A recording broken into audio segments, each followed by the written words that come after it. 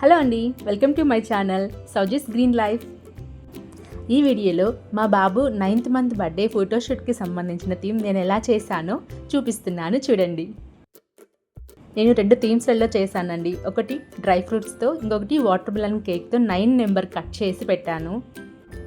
Babies ఫోటోషూట్స్ని maximum కింద ఫ్లోర్లో ఉండేలాగా చూసుకోండి.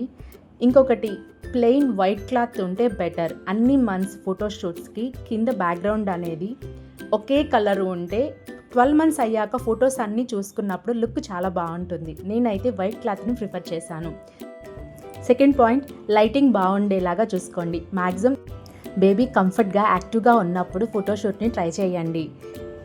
ఫోర్త్ వన్, మనం తీసుకున్న థీమ్కి డ్రెస్ కొంచెం కలర్ మ్యాచింగ్ ఉంటే ఫొటోస్ చూడడానికి చాలా బాగుంటుంది. ఫొటోస్ తీసేటప్పుడు మనం కొంచెం హైట్లో ఉండి ఫొటోస్ తీయాలి. చైర్ వేసుకొని కానీ లేదా స్టూల్ వేసుకొని కానీ మనం ఫొటోస్ తీస్తే ఫొటోస్ చాలా నీట్గా వస్తాయి. ఫైనలీ, చిన్న పిల్లలకి ఫొటోస్ తీయాలి అంటే మనకి ఓపిక చాలా ఉండాలి.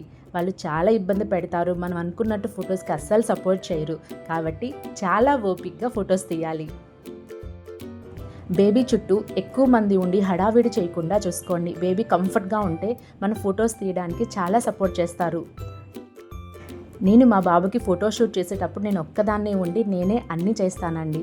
అందుకే వాడు చక్కగా సపోర్ట్ చేస్తాడు. నేనే బాబుని ఎంగేజ్ చేస్తూ ఫొటోస్ తీస్తాను. ఫస్ట్ మంత్ నుంచి 8th మంత్ వరకు జరిగిన ఫోటోషూట్ ఫొటోస్ కూడా త్వరలోనే అప్లోడ్ చేస్తాను.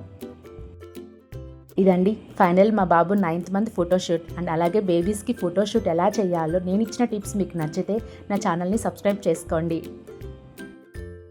ఈ వీడియో మీకు నచ్చితే లైక్ చేయండి.